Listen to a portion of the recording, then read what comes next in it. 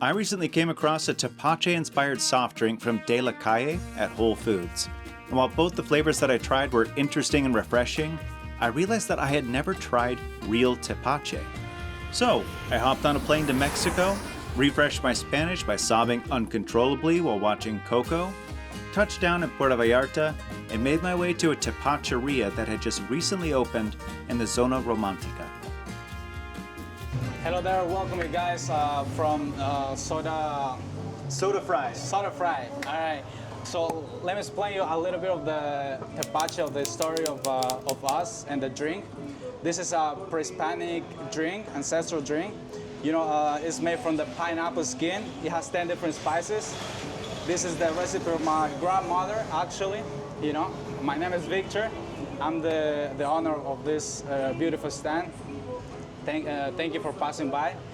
You know, we have different flavors. We have the natural, of course, and we have different flavors, as in touches of guava, touches of tamarind, touches of agave, and corn.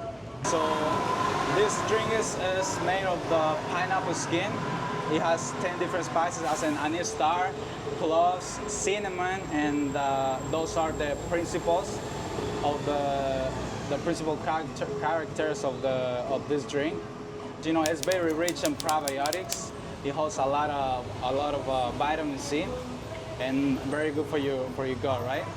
And how long is it fermented?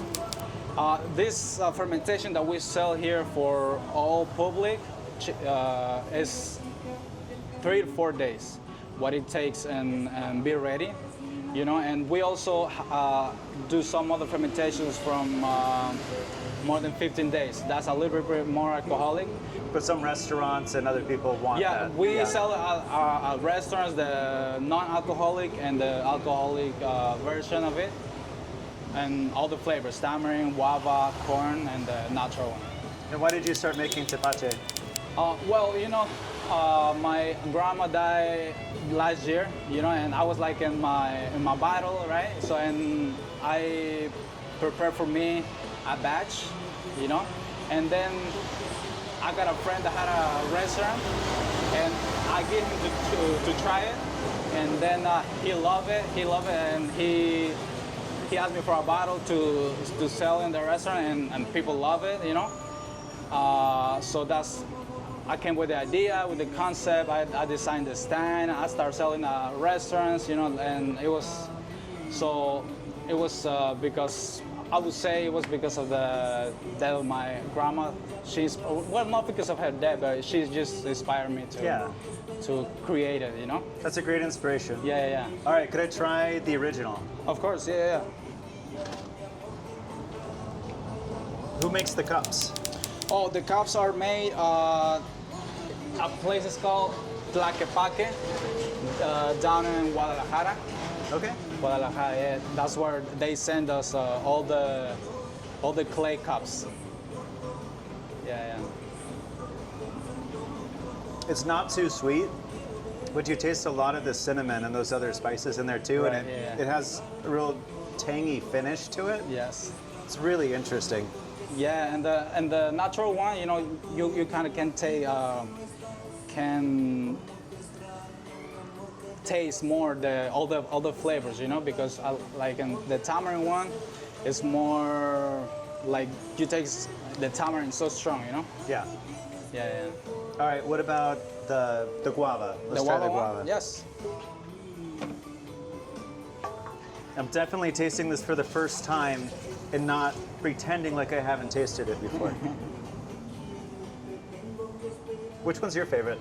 My favorite, that's hard. That's hard. You know, like every day I get a cup of each of them, or a mix. You know, I like to do a mix of the agave one and the tamarind one. It's my but I don't know, if I have to choose one, I would say the agave one right now. The agave. Yeah. I like the guava. It's a lot sweeter though. Right? Yeah. All right. What about the tamarind? Tamarind? Tamarindo. Tamarindo. Tamarindo on its own is kind of bitter. Yeah, because of it gets like a little bit of the bitterness, but you know, like the tepache, you can always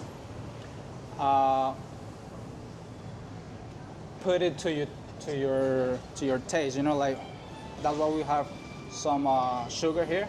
So if you want it sweeter, if you want to, like, we can add some more water. If you want to less sweet, you know. This one's it's so complex. The Tamarind adds a lot to it. Yeah, it's really good. It's a lot, yeah. Thank you. Yeah. What are your hours? When are you open? Well, the hours is we open from Wednesday to Saturday, right? And from 1 p.m. to 6 p.m. 1 p.m. to 6 p.m. Yeah. And you guys can find us on Google, like Tepatli MX, Instagram, like Tepatli PV. Okay. And Facebook, same as Instagram. All right. This is great. And how do you sell it? It's big cups, small cups, bottles? Yeah, we have half a liters. We have liters down in the same cup. And we also sell liters of the concentrate. You know, if you want to take it, there are some people that like to buy the concentrate to make it at home with, it goes really good with raicilla, mezcal, y tequila. Oh, yeah. Okay. Yeah, or just as like a refreshing drink. You know, you put ice, a little bit of salt. You can add a twist of lime, you know. It's really, really good. Awesome. Thank you so much. My pleasure, my pleasure. Thank you guys for passing by. Blessings. Drinking Tepache with Victor was such a cool experience, and I could really feel his passion for what he's doing. The Tepache was bold and tangy like a shrub, and I really enjoyed it. But more than that, this was probably one of the least touristy experiences I had during the entire week I was in Puerto Vallarta. If you're in town, definitely find Victor's Tepacheria and ask him for some samples. Let him know that Daryl at Sodafry sent you, and don't forget to like, comment, and share this video so that he can get more people stopping by the stand and learning about Tepache. If you haven't already, please subscribe to my channel and follow along for more food and travel videos. Stay crispy.